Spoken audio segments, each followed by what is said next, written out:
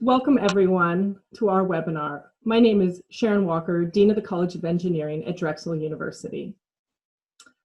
I would like to thank the NSF for supporting the Engineering Dean's Gender Equity, or EDGE initiative.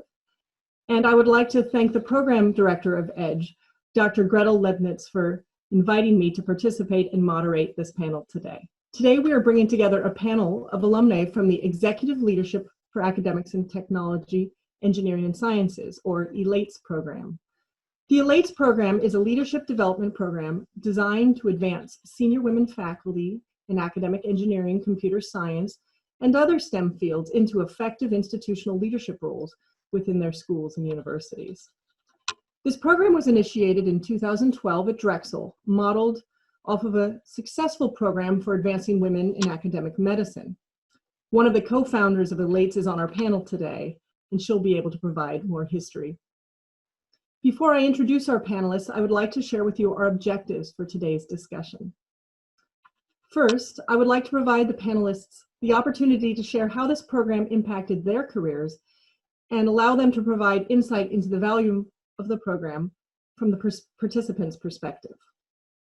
Second, I hope this discussion will allow engineering deans to appreciate the program impact on the institution. This is more than simply a retention tool or a talent cultivation tool, but a transformative opportunity for both the participant and the institution. Additionally, I anticipate nuggets of information will allow you to learn how you can maximize your return on investment if you are sponsoring a fellow in the program. For example, the fellows conduct an institutional action project, or IAP, that we'll be discussing.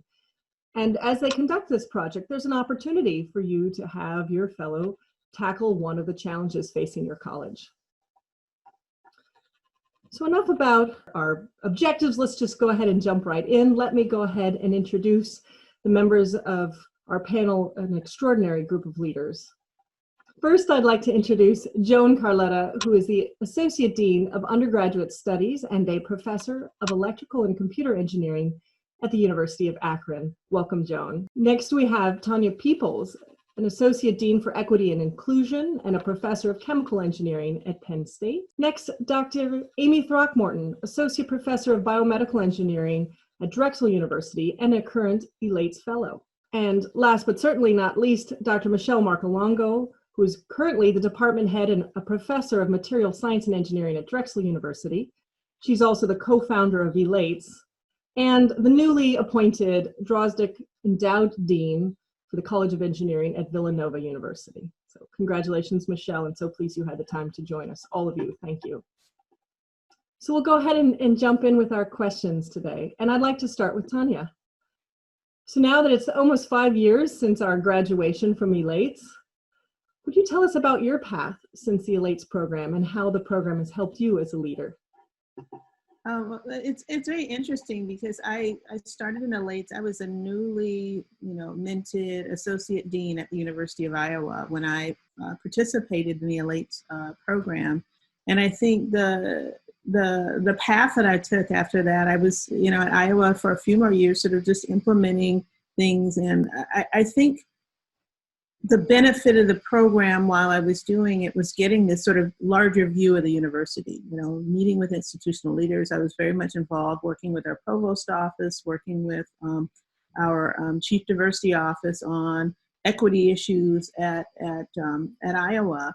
And I was involved in a search. Penn State was conducting a search for a new position for this Associate Dean for Equity and Inclusion. And just reading the description, I think I had a little bit of an idea that this is something that was doable and approachable for me in terms of being able to do that. So I moved to Penn State as their inaugural Associate Dean for Equity and Inclusion in 2018, and have been here and been part of the Dean's leadership team and involved in a lot of activities with university committees, and also doing some things outside of the university in some grant-funded efforts, really looking at institutional change and institutional transformation. So this has been, I think the ELATES path opened up a lot of doors for me. in this journey. Thank you so much. And Joan? I started at ELATE just as I was somewhat coincidentally being appointed an interim department chair for my Department of Electrical and Computer Engineering, my home department at the University of Akron. And that was a fortunate coincidence. So didn't know I was going to be taking that role on, and but was awfully glad to have the training that I got through ELATE. I think at the time I had asked my dean to support me to go to the program. I felt like I was missing something in my education as I was taking on more department level, mostly administrative roles at my own institution in terms of undergraduate things. So so I asked to join, and I was very fortunate to have the support of my dean. And I learned things that I didn't even know I needed to learn. And some of them I think I couldn't have imagined, and I actually probably didn't appreciate until later. So I spent 3 years as an interim department chair, and then I applied for an opening as an associate dean. I am actually the one associate dean we have in our team of deans. I'm the associate dean of studies. It's been a really great fit for me, and I've definitely used those skills. I've been in that job for a couple of years. Michele, you participated in the program originally, actually before ELATES. It was the ELAM program, which is the program for academic medicine. And from that experience, you led to the transforming that into a program targeted at women in engineering. Since then, you've been on the advisory board for ELATES and also a learning community advisor. So you really have an in-depth understanding of the content of the program, the impact of the program. And so I wonder if you could reflect on how you have seen this program advance women's careers and their respective institutions. Yes, it's been my pleasure to be part of this fantastic program just about from the start when Diane McGrane, who was the original leader and initiated this program, was setting things up, and I quickly became an engineering advisor to her and helped her translate the medicine program to a program more suitable for STEM. And it's been a pleasure to see this program grow. I wish I had the exact numbers. I think we've trained, I know over 130 women across the country in probably over 40 or so universities, institutions, and also from Canada. And so it's been a pleasure to take people who are skilled and outstanding in their engineering technical skills and complement those skills with executive leadership skills and management, such as change management, negotiation, organizational dynamics. Also doing a module on self-reflection, knowing your own strengths and challenges and how to balance that when you are a manager. Giving these kinds of skills to already smart and talented, energetic and hardworking women has been a home run. And we see it from the panelists here. We see it across many of the careers of the women who have gone through the program, developing, taking on more leadership, running fantastic programs at their home institutions, and further developing the academic mission. Those skills are incredibly valuable, and sometimes you don't even realize when you'll need them. And just as you were making that giving that list of the types of things that are covered in the ELATES program, I was thinking about the lessons we learned on strategic planning. And when I participated in the program 5 years ago, it was a really interesting discussion, but perhaps not something I felt an acute need for. But my goodness, as we're finishing up our college's strategic plan and try to execute it, the nuggets of information that I learned through ELATES has really changed the way in which we're doing that, right, as you well know. So in many ways, the ELATES program is preparing for women for things that they may not apply or use for a few years, but it's a good comprehensive foundation.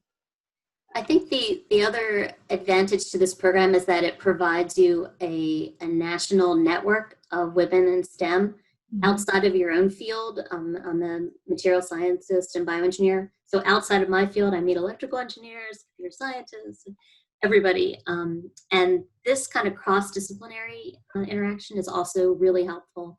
It's been helpful for just seeing what's going on broadly, for recruiting, for just networking and having common peers across the country to work with.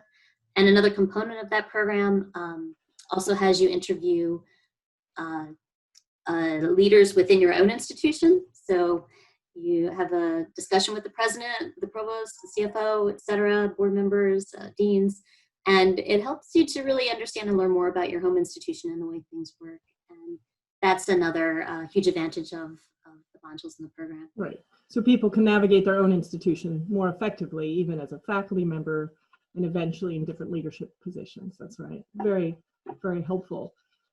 And one of the mechanisms by which great things can happen through the program is this institutional action project. And we all conducted one, and I have, I'm sure, interesting stories about those projects. And I'd like to ask our panelists to chat about those. And so actually, I think what I'll do is start with Amy. And you were just finishing your project before COVID caused us to delay graduation and the chance to present it. But I wonder if you could share with us what you were working on and what that project was for the university. Sure, thank you so much for the opportunity. So I've been building an initiative in the Philadelphia region, actually, to develop an approach.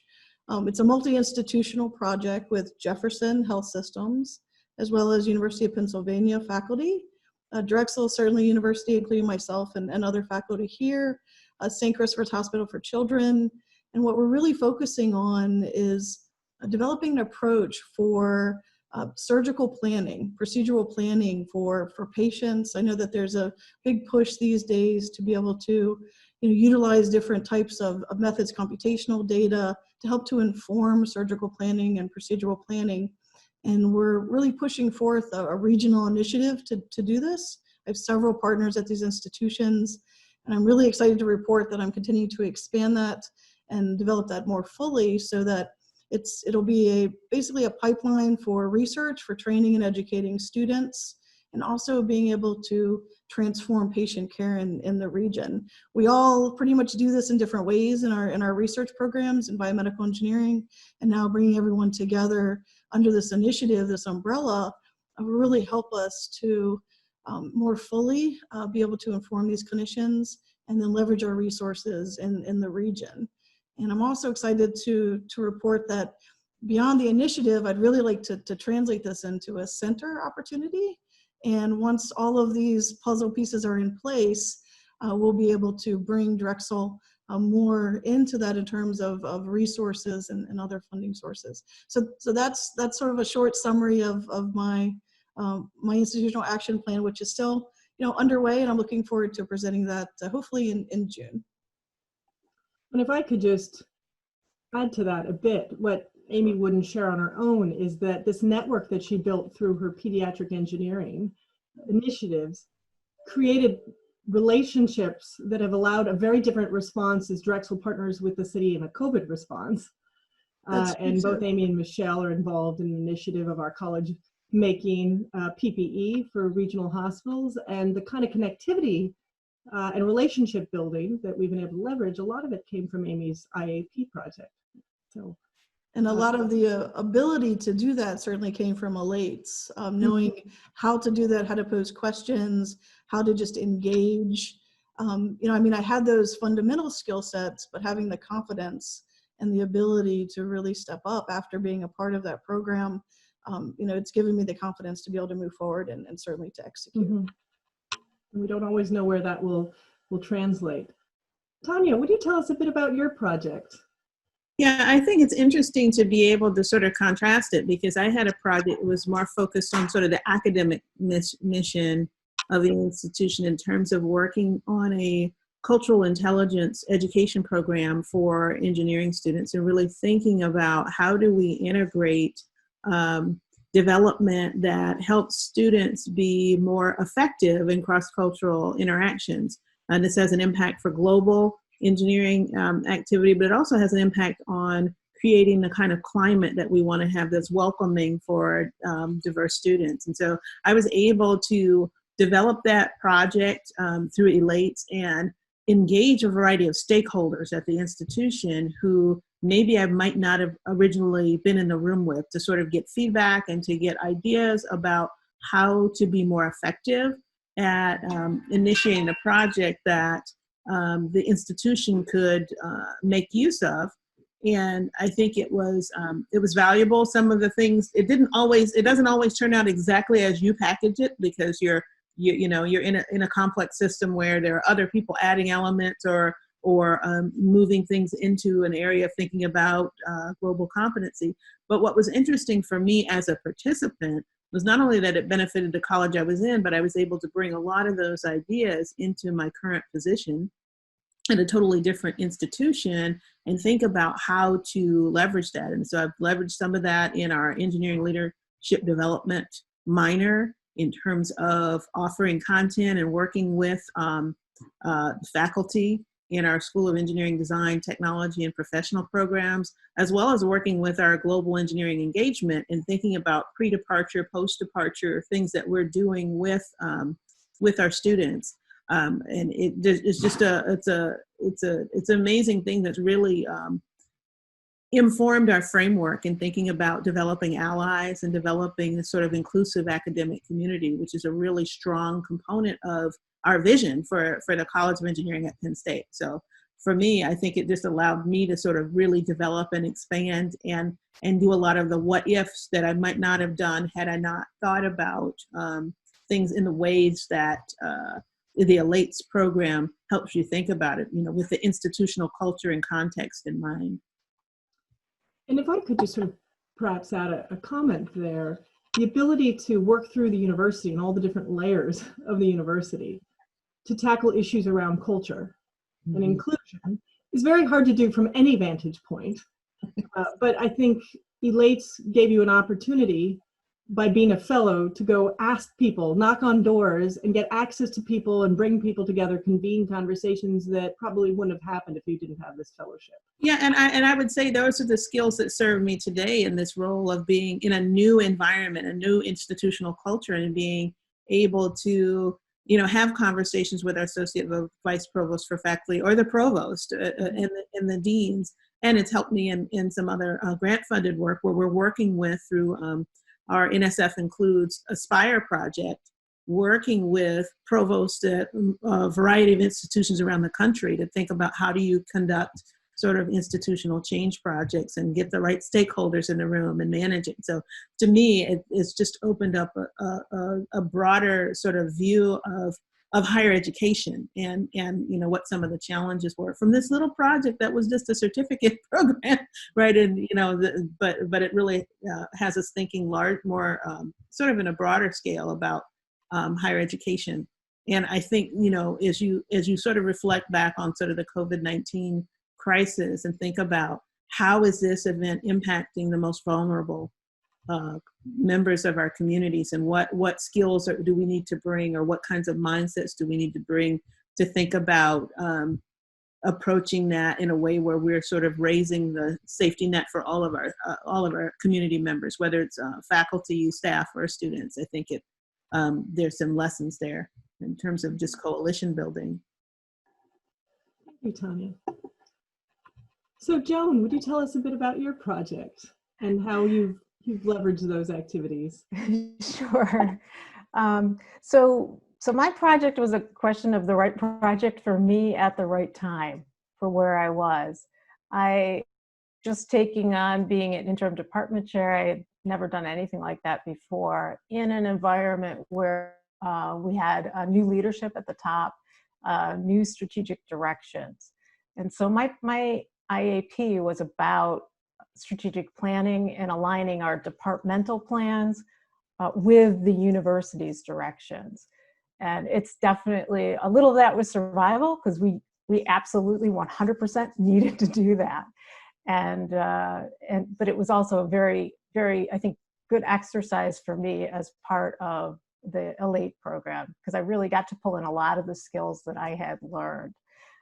So my project maybe wasn't quite, that strategic plan was put in place and followed, and so maybe it's not still a standing part because now we're 5 years on, but the pieces that were set in motion are definitely still in motion at the university, and that's a good feeling.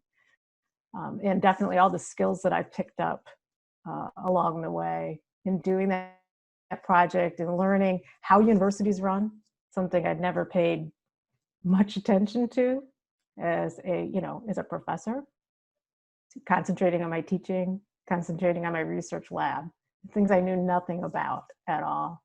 I was able to pull those in and understand that and know the context much better than if I hadn't been through the ELATE program. I wasn't going through the ELATE program at exactly the same time I was applying the skills, right? So it helped a lot. Well, you raise an interesting point about timing. You did the ELATE program as you were transitioning into a leadership role. Similarly, I did the ELATE program as I had just become an associate dean. And so the timing was excellent. And so I would just perhaps say to those listening today that are thinking about who maybe to nominate for such a program, looking at the talent coming through your pipeline, this is a program that's really excellent for women who are about to enter or have recently entered leadership roles, because it really offers a suite of tools that are valuable. That said, I don't think you want to exclude women who might have been in leadership roles for a few years, because just because they've been in leadership roles without the luxury of having gone through a program like this doesn't mean they won't find great value. And so there's actually women across that range of experience in the program. Joan, please.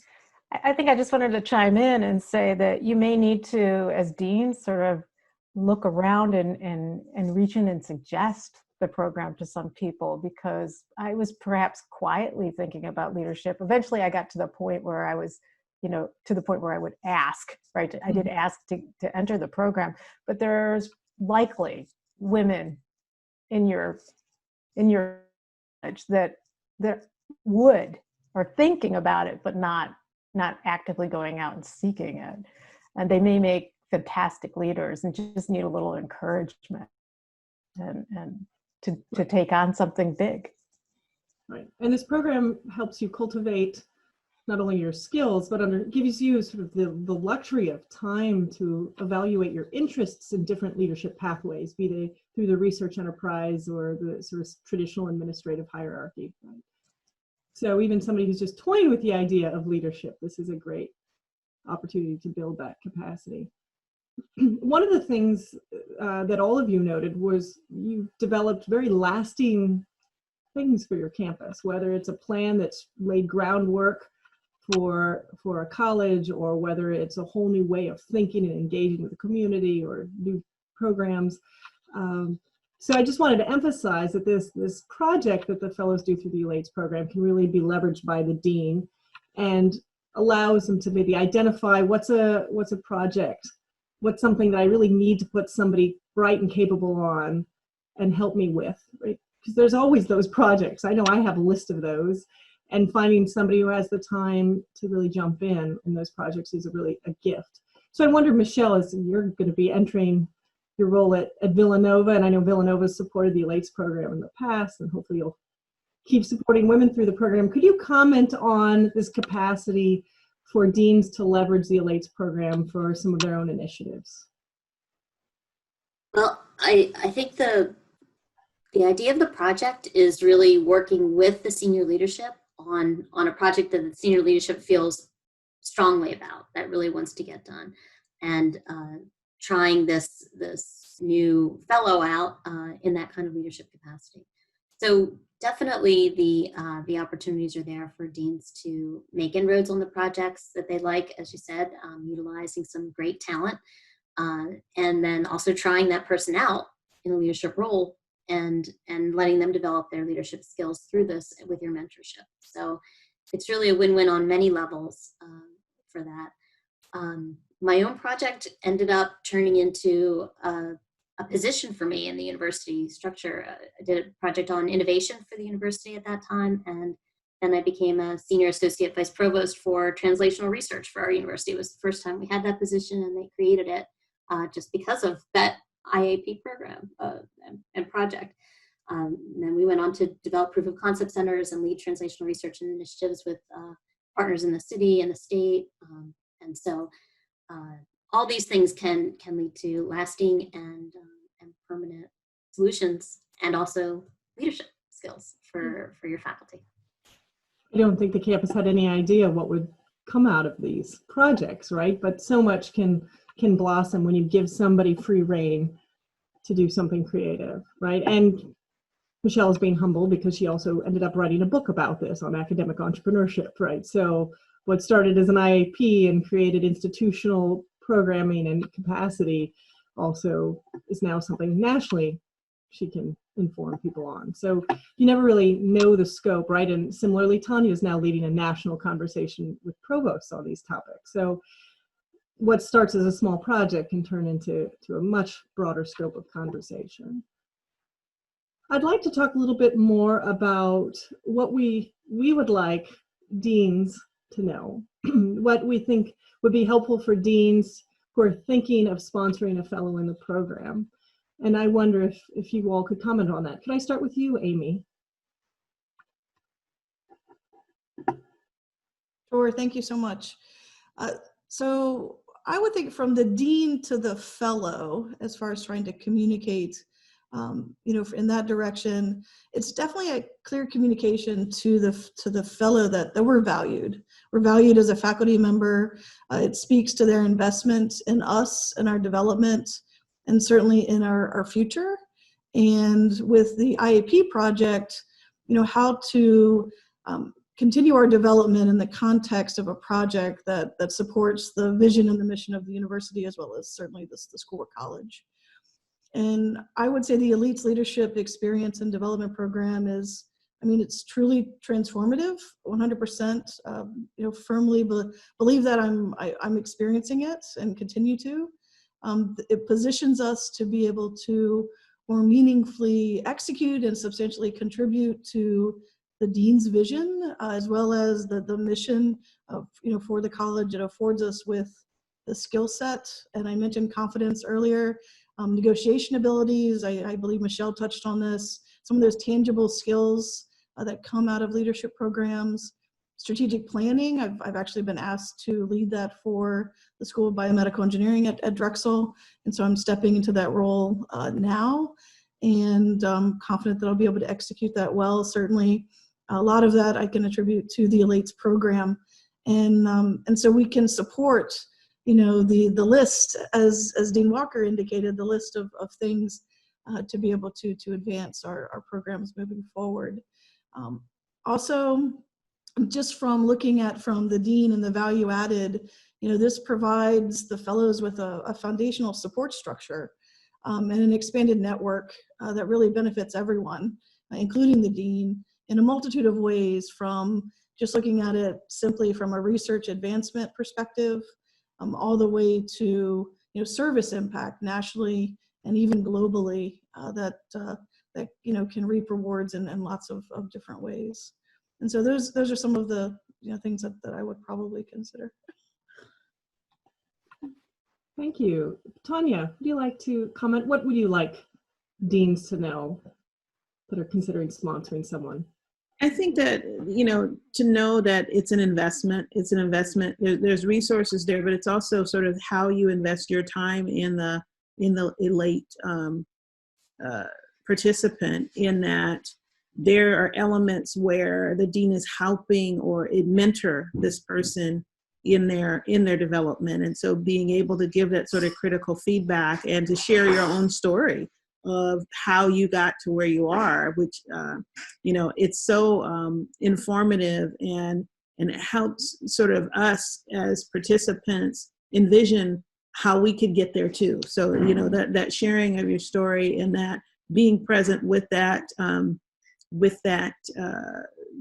ELATE participant is going to be a point of pride for you as a dean, to say, hey, this is really one of my fabulous faculty members that I get to learn more about and really see how their creativity blossoms. And I think it informs just that idea of looking for that talent and developing that talent for your own institution's benefit. I think the reward is great for both the dean and the ELATE participant.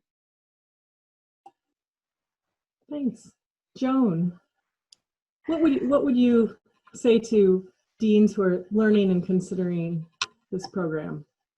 I think I would just underscore a couple of things that Amy and have already said, that this is a really great program to use for mentoring, for collaborating with a faculty member that you would like to bring up. I know that, you know, the people who are supported by their institution to join this program, you know, it's a huge thing to feel supported at that level. And it really helps with your confidence in, you know, feeling like you can step into a role. So this is a great opportunity to help somebody develop. And the personal connections that the conversations that I had on the mentoring side were an important component of this. I can remember one in specific when I was interviewing a provost, and you know, I learned some interesting things that made college administration seem a little bit more doable for a real person. So. Absolutely. I would just add that opportunity to interview. Something that's a major part of the program is the interviewing of the leadership through the university and across the university. So there's an opportunity for somebody to really learn the whole functions of the campus in a new way. But there is, as you commented, there's a understanding the humanity of it. Otherwise, it's this massive bureaucracy, and as a faculty member, we sort of encourage a bit of tunnel vision for research and for teaching, right? And so to get to know the people in those roles and the challenges they face, I think even if the fellow doesn't go on to a leadership role in an administrative capacity, they develop an appreciation for the campus and all the systems and structures that support it. And so you can become a better informed, better citizen, just in general, by being able to appreciate those roles. Michele, thoughts you have on what a dean might benefit knowing about the program? I think as an academic community, we do value diversity of thought, diversity of opinions, and in STEM, it's been a long road for inclusion and a lot of diversity, especially gender diversity. This program helps you cultivate people who could add to that diversity of thinking on your team, within your institution, in a very systematic way, in a proven method. And I think that kind of de-risking the idea of diversifying is a very attractive opportunity. Mm-hmm. I agree. I think something I would want to encourage deans to understand, that there's also a personal commitment when you decide to sponsor someone, because you really have an obligation to be a mentor during the program for the fellow of the ELATES program, but also an advocate for them moving forward.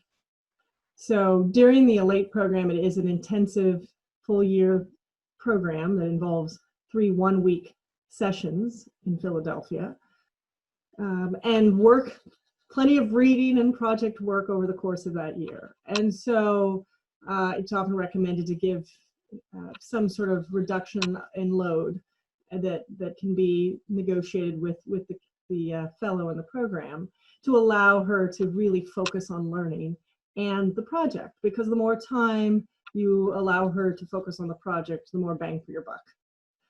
If you don't mind my putting it that way, but you'll just allow her more time to make progress on a meaningful project. And we've heard about how meaningful those projects are today. But also, I think it's really important that from the point you decide who you want to sponsor, you have an obligation as dean to think about what are the pathways for this person. And as you mentor her and find out her interests, and she understands opportunities that you may be able to offer, you need to be also thinking about a pathway to engage her after the program, because it would be just such a wasted opportunity to train somebody and give them the skill set and not think about tapping them for something. And even if it's not an immediate opportunity, we also have to be thinking about how we can advocate for this person to keep them engaged and leading on our campuses and in our colleges.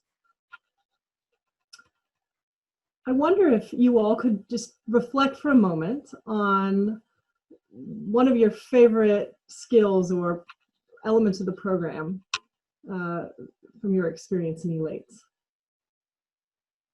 Just open it up to one of you who might want to share. So I have one that I think I've gone back to repeatedly, and it's a part of that. We talked about having that 5-minute presentation where you have to pitch your thing, but really thinking about sort of the media training and the idea of messaging, and to think about what are the main messages you want people to carry away with. I often will refer back to that when I was like, oh, I'm meeting with a new audience about an issue. Okay, what are the points that I want to make, right? And it really has changed some of my communications. And some, I think there are places, especially when you do a lot of development work, right? And that you're thinking about, what do I want people to remember? And what do I want them to leave a conversation with? And that's something that I can really ascribe squarely on the ELATES experience that I was, we were forced to practice and to get better at it. But then it was like, oh yeah, I need to work on that. And then also think about taking and bringing those skills to other people in your environment that you're working with, to say, hey, here's how you can craft a message. Let's work on this together, and all of that. And so it's helped me as a leader to think about how to mentor others that are doing that type of work. So I'll just say, Tonya, absolutely 100%. I can remember at the actual training for those 5-minute talks that we had to give, completely scripted. I'm an engineer, right? We're rolling our eyes going, this is not how engineers talk. And well, yeah, but it's really useful to be able to talk that way, right? Because you get your message across and people hear it and remember it. So I use that all the time. And I'll mention another thing that I didn't know I needed. And maybe most of you have done this, but I hadn't, a personality thing where we assessed sort of our skills. And I remember distinctly mine said that my biggest weakness was making decisions with approximate data. I'm an engineer, right? So boy, my job requires making decisions every day with approximate data. So just even knowing and going, oh yeah, that is me, I get that, has helped me just decide when to call it quits and make a decision in a way that probably I just simply was not self-aware enough to even realize until that simple exercise. Yes, if I may also dovetail on that. So I do think that this opportunity with ELATES, the fellowship program, the leadership training gives you a chance to really step back and reflect on yourself. You certainly develop a keen sense of self-awareness that perhaps you didn't have before you entered the program, and you're able to have those conversations. Some of them might be tough conversations, but they're really good conversations, about your approach, about techniques. And it's important. It's important for you to refine, to try to build those relationships and just, learn as much as you can about, I agree with the messaging, but, also about relating to others, and having that chance in ELATES is very, very powerful. Michele, do you have a tool or memory? I've been trying to go through my list, and I have a hard time picking my sort of top one, but I'm going to say negotiation. Because as the six years I just spent as a department head, from the very first moment I became department head, I was involved in negotiations with among my faculty, other department heads, with deans and different things. And the idea of getting to yes, the strategies in negotiation, the different strategy options in negotiation, just having those kind of laid out systematically and knowing how to go to those and pull them out when you need to, and having options if negotiation is not going your way, has been transformational for me. I really have appreciated those skills and learning the systematic approach to that, which I sadly just really didn't understand existed before I entered this program. So that was transformational for me personally. I would agree. I think the negotiation definitely, and added on to that, as it was taught very much hand in hand, is conflict resolution and dealing with difficult conversations. And like strategic planning, at the time I did the program, it wasn't something I was dealing with. I was an associate dean in the graduate school and doing programming on student success and recruiting of graduate students. And so the conflicts I dealt with on a day-to-day basis were more minor interpersonal, and I had developed a skill for that. But once you start getting into a role where you're supervising a substantial number of staff, you oversee faculty, the types of conflicts and the weightiness of those disputes gets greater. And that toolkit has proved invaluable, especially now as a dean, when you're constantly negotiating with people and having to help resolve challenges that ultimately make it across your desk. I wouldn't have I don't think I appreciated it at the time. I also had this sort of very distinct memory of participating in the ELATES program as a woman engineer, who was one of very few women in my college. At the time I was at the University of California, Riverside. And so I felt a bit isolated just by my gender. But then the fact that I was interested in leadership, I was always that person who would offer and get involved, the person who always said yes, right, when asked to do service.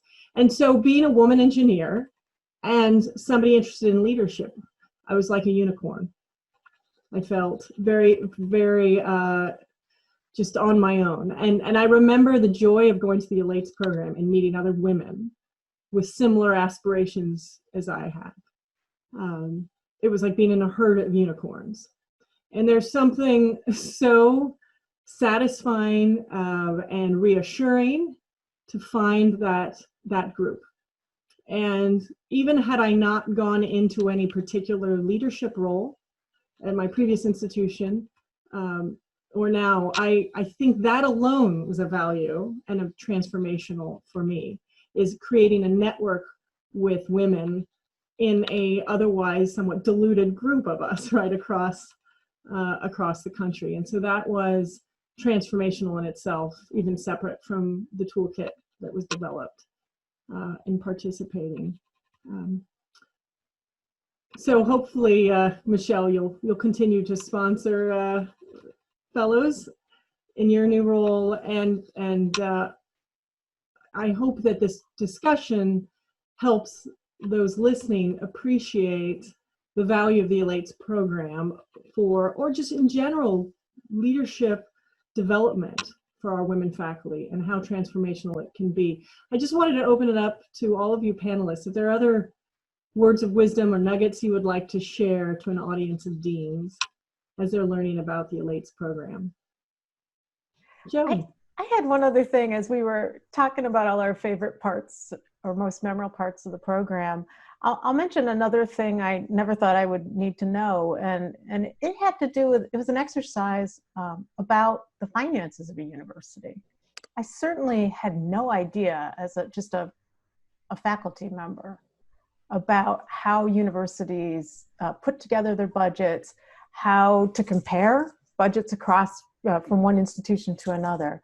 And I am by far not an expert on that topic. I actually don't need that in my current job directly, but that was really important background for me that I did use as a department chair and do use tangentially now to understand what's important to institutions, on a more holistic level, because budget is a really important part of any institution. I appreciate that. I do remember that discussion very well. It taught us a lot, not only about the budget within our own academic unit, but how it fit into the collective university, and also how to judge the financial health of your university, which I think is really important, because if you're going to lead, you need to understand how your unit fits into that ecosystem. I agree, that was a wonderfully useful tool. All right. I think we did capture the benefits well, and I want to thank you all for a valuable discussion on your projects and your learning outcomes, and just a fun opportunity to reflect on our experiences and how meaningful they were. Let me thank all of you who joined us today for this discussion. This is just one of many really exciting webinars that the EDGE program has been sponsoring. So I encourage you to continue to pay attention to the schedule of those programs. We hope that this has provided some insight for you on the transformative opportunity that the ELATES program can bring to your institution, to your college, as well as to the participant. And again, it highlights the importance of supporting our talent, cultivating our talent, and giving opportunities for people to develop their skills. This is a critical retention tool, and I think it's particularly important. We often think about recruitment as a way to diversify our faculty, but so important in partnership to that is retention, and part of retention is investing in the talent and continually investing in the talent that we've brought to our universities. So thank you for joining us today. Thank you again to the NSF for sponsoring the program. Thank you to EDGE for inviting us to participate. And I just want to wish everyone good health in these uncertain and unprecedented times. I wish you and your families all the best, and to the community of faculty, staff, and students at all of your institutions, we wish you well. Thank you. Thank you for joining us.